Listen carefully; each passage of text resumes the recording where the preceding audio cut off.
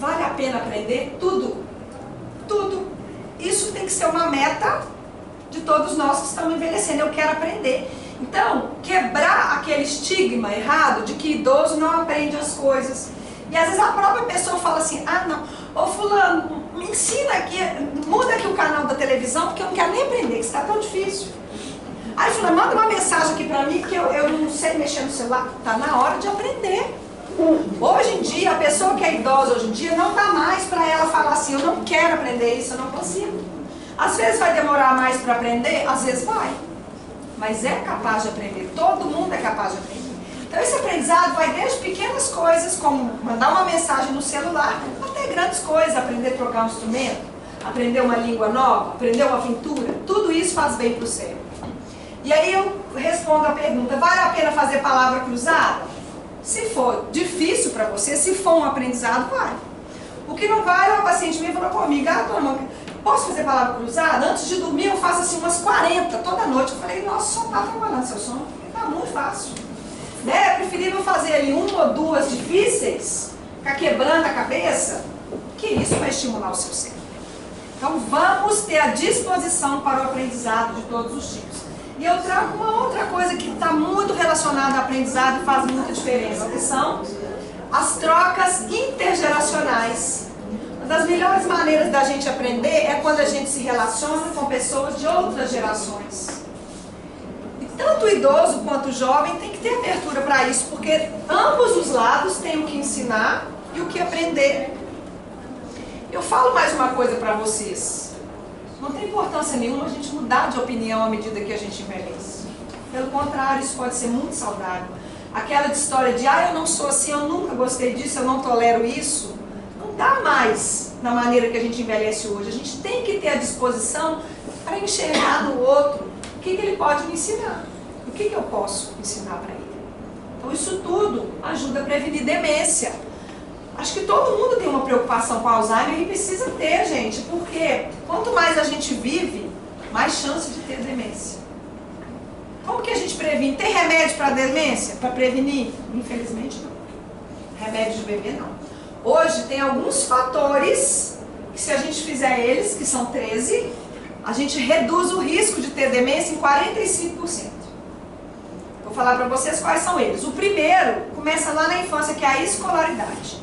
Quanto mais alta a escolaridade, menor o risco. Depois, na vida adulta, nós temos que prevenir ou tratar ao máximo que der pressão alta, diabetes, obesidade, depressão, fazer exercício físico, ter relacionamentos sociais, evitar essas atividades físicas, que não é o caso da maioria, de igual luta, que bate muita cabeça. Cuidar da visão, na vida, jamais na vida avançada, né, na velhice. Cuidar da audição. Hoje a audição, desde a meia-idade, a gente já sabe que ela precisa ser tratada para prevenir demência. E, inclusive, também evitar ambientes muito poluídos. Então, esse estudo que foi feito com milhares de pacientes em diversos países, ele mostrou que se todo mundo conseguir controlar esses fatores, a gente aumenta o risco, a chance de não ter demências. É o que a gente pode fazer. O sexto segredo seria a prevenção e a gestão das comorbidades. Lá no início, eu falei para vocês que o check-up não é tudo. Mas a gente tem que fazer o máximo para evitar as doenças, inclusive essas que eu falei aqui agora, porque elas causam demência. Então, uma característica dos centenários, e cada vez mais, vocês devem estar observando que a gente tem mais centenários. Porque nesse aumento da expectativa de vida, inclusive, a faixa etária que mais está aumentando é acima dos 80. E acima dos 100 e acima dos 110. Então, característica deles, são pessoas que conseguem evitar ao máximo o aparecimento de doenças crônicas. Pressão alta, diabetes, o que puder ser feito para isso, vale a pena. Depressão, alteração da tireoide. Então, o que nós vamos fazer para isso? Nós vamos, por exemplo, tomar as vacinas, tomar os remédios direito, porque tem muita doença que é silenciosa, a própria pressão alta, diabetes, e às vezes a pessoa tem, mas não cuida, porque não tem sintoma, só que aquilo vai atrapalhando por dentro. Então, controlar ao longo da vida e ao longo do envelhecimento para não ter essas doenças. Aí eu falo com vocês, é preciso sair da nossa zona de conforto. Às vezes, gente, pequenas atitudes que a gente faz hoje vão fazer uma diferença muito grande lá na frente. Sabe por quê? Porque prevenir uma doença sempre vai ser melhor do que tratar ela.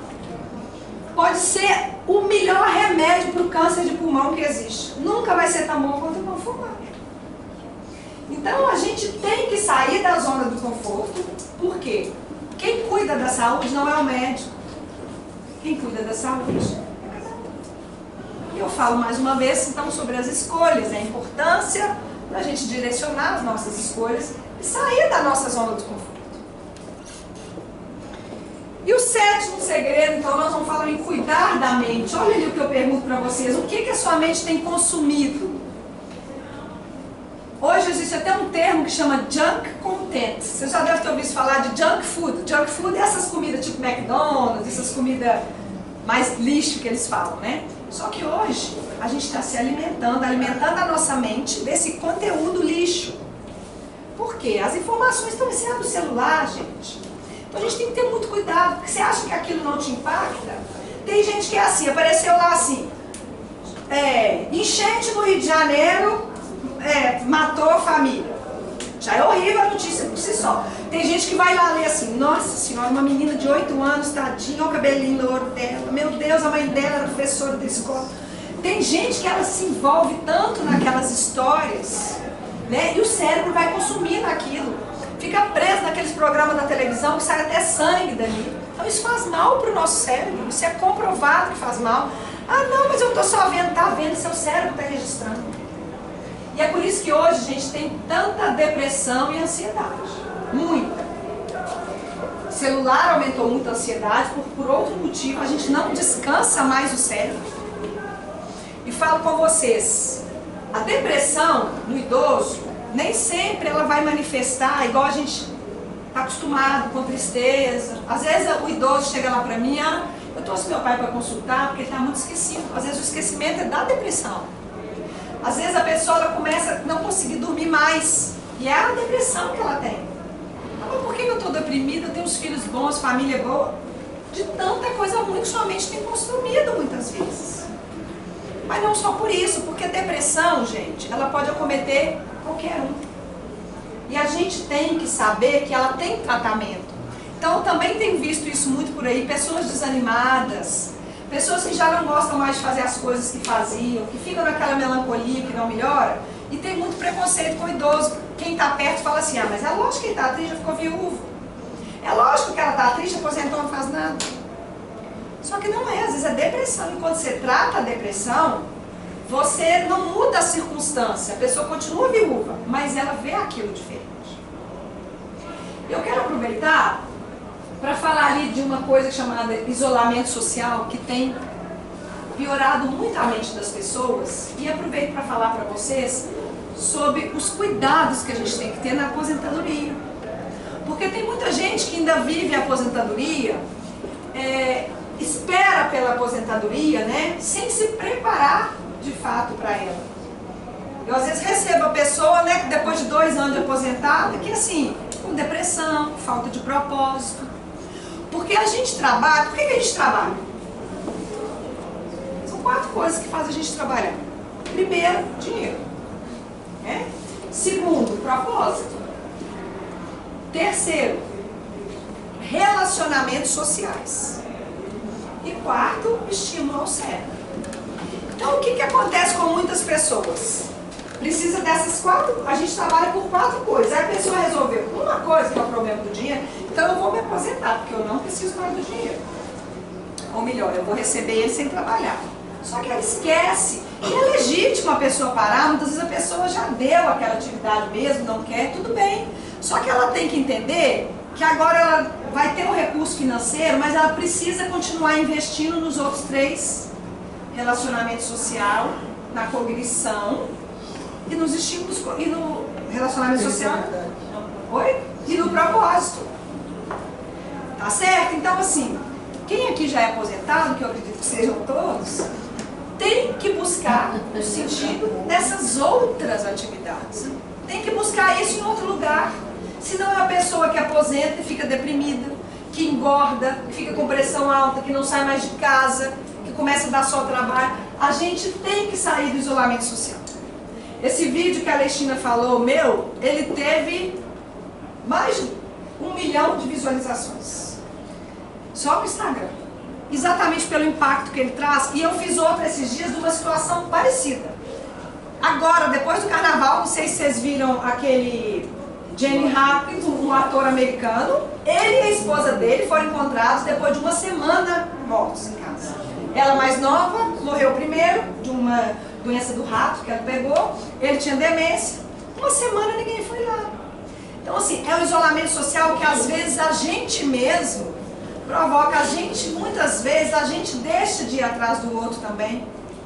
No processo de envelhecimento, todos nós temos uma tendência a gente tendo mais maturidade, mais sabedoria. Só que com isso, muitas vezes a gente vai ficando muito criterioso e vai fechando portas na vida da gente. Por exemplo, não gosto mais de encontrar fulano só reclama da vida. Não quero mais ir lá não, porque só fica falando de futebol. Fulano virou beata, não vou mais na casa dela não. A gente vai selecionando tantas pessoas que daqui a pouco ninguém mais serve para relacionar com a gente.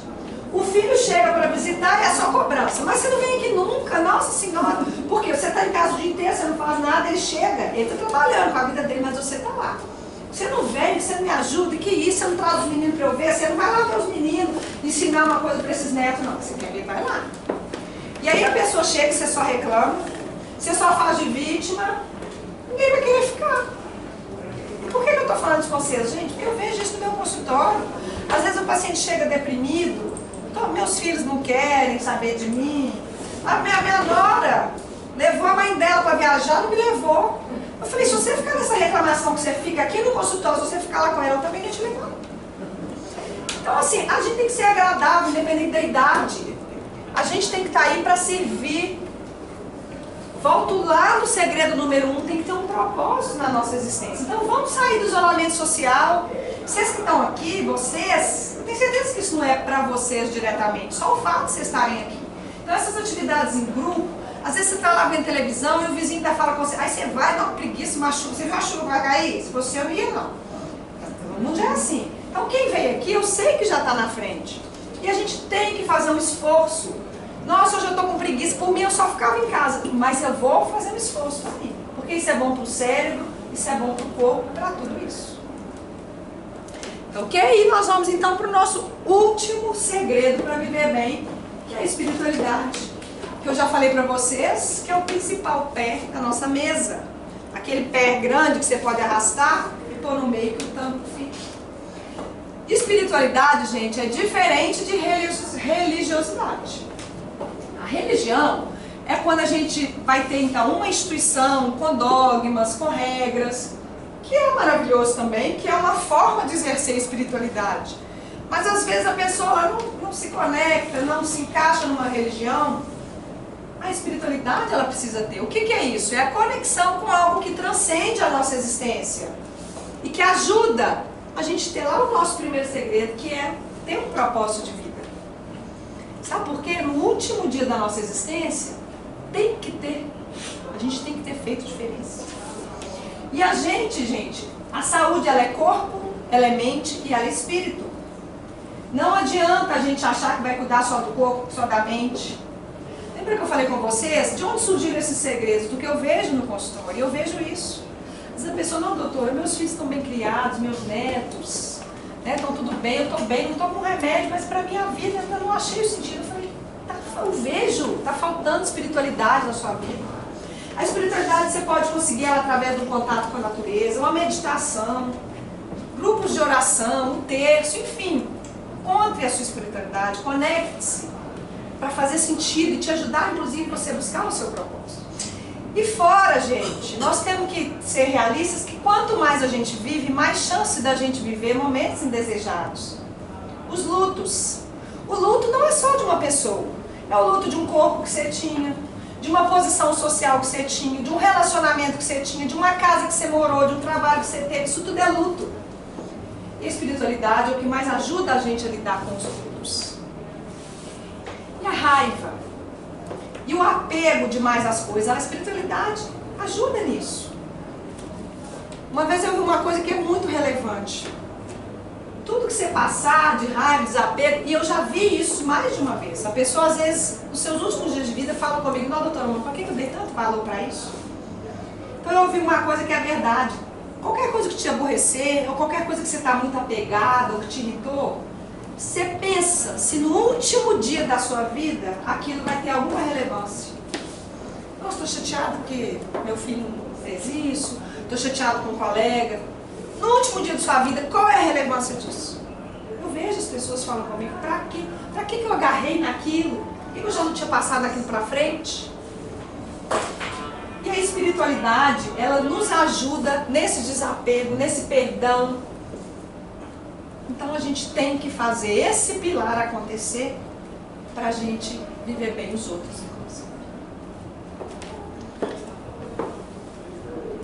Então eu vou encerrando nos próximos slides, mas quero deixar uma pergunta aqui para vocês, para cada um de vocês. Como que você deseja estar nos anos que vêm pela frente? Deixa eu falar mais uma coisa para vocês. Vocês que são idosos hoje, não têm uma referência de envelhecimento da forma que vocês estão envelhecendo. Isso é muito novo.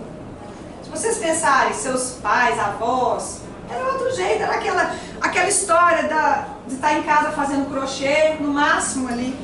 Hoje não, e não dá para ser assim. Porque hoje nós estamos para viver muito. Às vezes a pessoa se aposenta com 55, ela vai viver 30 anos, 40 anos. A gente não sabe quanto a gente vai viver. Então a gente tem que preparar para viver muito. Mas tem que ser boa essa caminhada.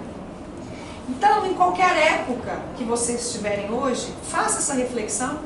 O que eu posso mudar da minha rota? E aí, são vocês mesmos que vão ter que reinventar a forma de envelhecer hoje em dia. É um desafio. Tem muita gente aí reclamando: nossa, bem na minha hora de envelhecer, que velho tem que fazer exercício. Eu falei: é isso mesmo.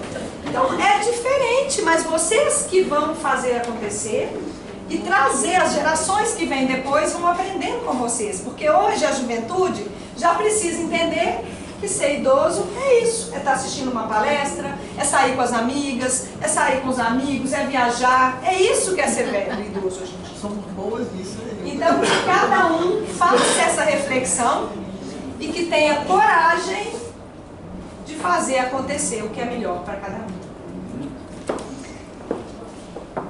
Eu deixo aí essas 3 imagens para vocês com esse recado final. Essas 3 palavras. De tudo que vocês precisam levar aqui, se não ficar nada aqui, fique isso. Constância, disciplina e propósito. Ou seja, enquanto o seu propósito, persiga ele, persista no que precisa ser feito, tenha constância dia a dia, que você pode ter certeza que a sua vida gradativamente vai melhorar cada vez mais. Não é de um dia para o outro que a gente vai obtendo os nossos resultados em saúde, mas é igual colocar moeda. Você vai pôr uma moeda todo minuto, todo minuto, todo minuto. Uma hora você está rico. A saúde é isso. Você vai construindo a cada minuto e uma hora você está saudável. Então, a minha mensagem última para vocês é essa: quando a gente tem saúde, a gente deseja muitas coisas, mas quando a gente não tem saúde, a gente deseja uma só, que é ter saúde. Não é isso? Então, meu agradecimento aqui para vocês por terem me ouvido. Eu estou deixando aqui, finalizando com meus contatos, para quem quiser de alguma forma tirar dúvida, quem quiser conhecer meu trabalho. Eu trouxe também um folder aí para vocês. Eu tenho esse programa e minhas redes sociais, então fico aí à disposição de vocês para quem quiser bater um papo. Obrigada.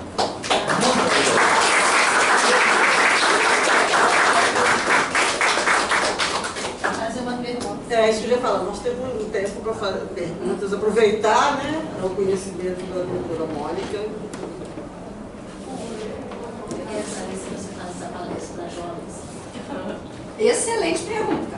Porque eles precisam entender que nós estamos vivendo mais. Excelente Eles não querem colocar a gente em umas caixinhas. Não é nada. Tá certíssimo. Olha a pergunta dessa: se eu faço palestra para jovens. E a gente, inclusive, olha, aqui tem a Luísa, tem o Lúcio que está aqui hoje, que veio comigo. Lúcio, ele está fazendo uma revisão num livro que eu estou escrevendo. E esse livro, um dos propósitos dele é exatamente disseminar esse conhecimento que eu falei aqui, não somente para os idosos, mas para os jovens. Porque, como eu falei para vocês, não existe hoje um parâmetro desse envelhecimento. E o etarismo, que é o preconceito contra a idade, ele está enraizado na gente mesmo. Né? A gente mesmo, às vezes a pessoa ela chega no meu consultório, gente, eu sou médica geriatra, eu sofro preconceito. De gente chegar lá e falar assim, doutor, eu falei que eu estou vindo no clínico, não quis contar que eu estou vindo na geriatra. A pessoa tem 80 anos. Claro que isso já mudou, eu atendo a partir dos 40 anos, já tem gente sabendo que tem que preparar para envelhecer. Mas assim, o próprio idoso fala igual eu falei, não, eu não tenho idade mais para aprender isso. Não, eu sou velha, eu não vou fazer isso. Então assim, a gente está passando pela revolução da longevidade. Os jovens, sem dúvida, têm que saber disso. E eu estava vendo a minha filha, semana retrasada, na escola dela, foi uma redação sobre etarismo. Eu até dei uma contribuição lá na sala dela e eu achei fantástico. Mas é um trabalho de formiguinha. Ainda, como todo preconceito, quem sofre o preconceito, né, às vezes fica com raiva, mas também tem que entender que é falta de educação mesmo da população, que só vai mudar se a gente fizer momentos como esse. E quando a Alexina falou, né, o fato de eu vir aqui, eu me sinto nessa responsabilidade de falar para os grupos de idosos, de ajudar a reinventar, ajudar nessa revolução que a gente está vivenciando. Eu acho que tem muito sentido a pergunta dela, porque você está falando de prevenção. Né? Então, se você falar só assim para idosos... A gente já está velho mesmo? Já chega naquela assim, Inês é morta, né? Então, tem muito sentido se você fazer um trabalho com é verdade, jovens, né? É verdade. Falar assim, oh meu Deus, por que eu não fiz isso? Mas outra coisa que eu queria falar sobre um dos pilares da vida que você falou do segredo, que é sobre o sono. Né? E você abordou a qualidade do sono, falou de apneia, falou de ansiedade para não dormir. Né? O que você fala sobre horário? Então, assim, primeiro, no processo de envelhecimento, muitas vezes o idoso vai precisar de menos tempo de sono. Tem uma regrinha, né? Como se fosse uma média que as pessoas têm que dormir 7 horas por noite. Mas isso não é para todo mundo. Como eu já falei, o segredo é acordar descansando. Mas, em relação ao horário, isso para todo mundo, o que é importante? Ter uma rotina para dormir. Os mesmos horários, na maior parte dos dias da semana, os mesmos horários para dormir, para deitar e para acordar. E principalmente evitar cochilo diurno durante o dia. Muita gente tem insônia à noite, porque o sono do dia rouba o da noite. Então, tentar fazer, chama rotina e ritual. Rotina, o mesmo horário. Aí eu gosto de dormir de 10 às 6.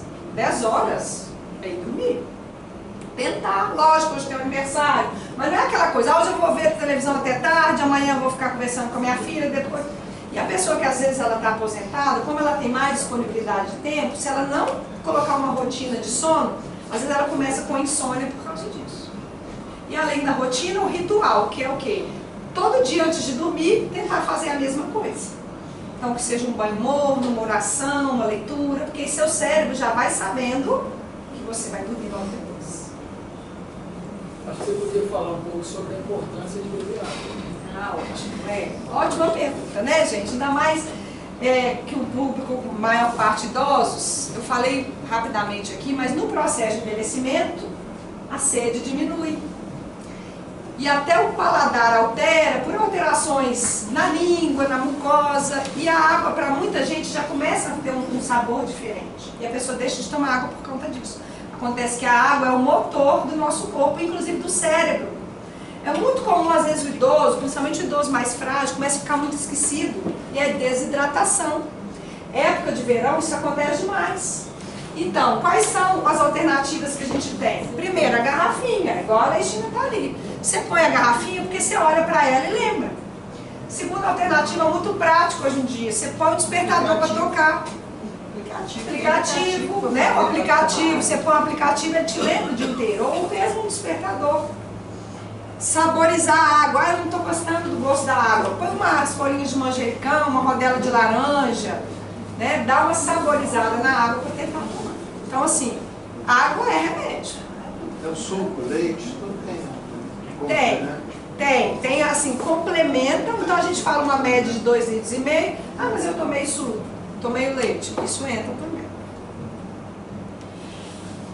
O sono depois do almoço não complementa. O sono depois do almoço, o ideal é que esse cochilo seja em torno de 30 minutos. Tá? Agora tem gente que fala comigo, eu durmo 2 horas e aí chega à noite e ainda durmo. Primeiro tem que olhar se está tudo bem, né? Porque não é normal isso. Mas tem gente que acontece isso? Tem. Mas o ideal é dormir no máximo 30 minutos durante o dia. Eu gostaria de perguntar a senhora a respeito da inibição. A maioria de idosos é inibido com as coisas, tem medo de falar. Assim, é muito comum falar assim, que velhinho safado, que velhinho. Isso é um Hamilton. Que velho metida falante. Então, a pessoa fica inibida e eu vejo também uma relação muito grande da pessoa idosa ficar inibida até com criança.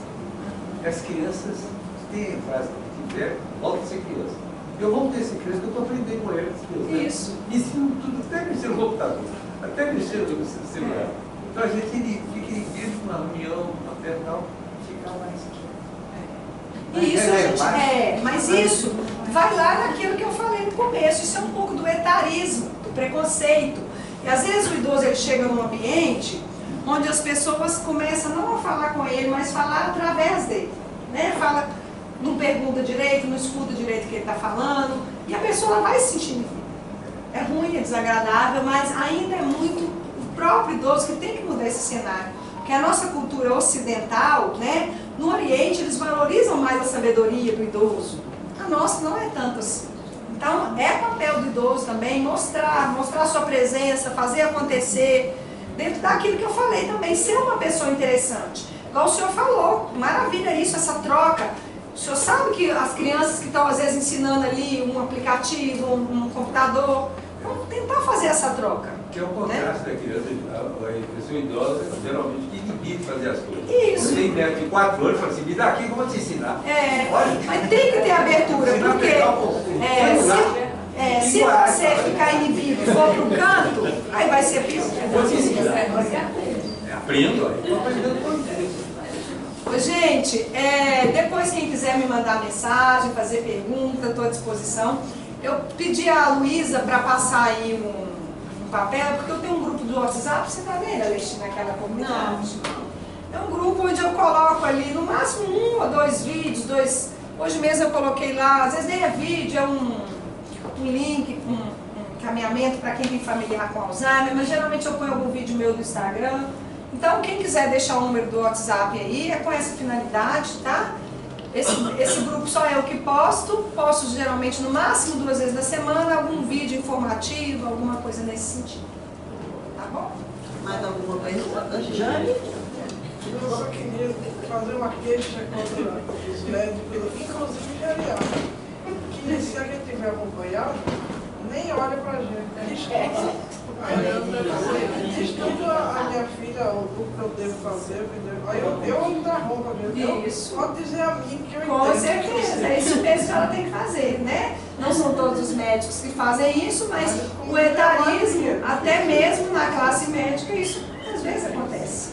Então é a senhora que tem que mostrar, não, eu estou aqui, estou ouvindo, estou entendendo, né? Pode falar comigo, está certíssimo. Ô, gente, obrigada então pela oportunidade. Nós é que agradecemos, né, doutora? Vocês concordam que o AP se encaixa no monte disso que ela falou, né? A gente procura manter vocês ativos, aprendendo sempre, socializando. Então eu tenho 2 boas notícias para vocês com respeito a isso. Em maio a gente começa aqui, né, a oficina, recomeça, porque a gente já teve outras vezes, a oficina de meditação para principiantes. Olha que ótimo. E nós conseguimos com a Escola de Música de colocar o coral da UAP debaixo do guarda-chuva né, do núcleo de música coral. Então o coral vai retomar as atividades em breve. Maravilha. Tá bom? Excelente, ó. O caminho já está aí, né? Eu gostei muito. Que bom. E aí agora nós temos um lanchinho ali, né? Para fechar com chave de ouro.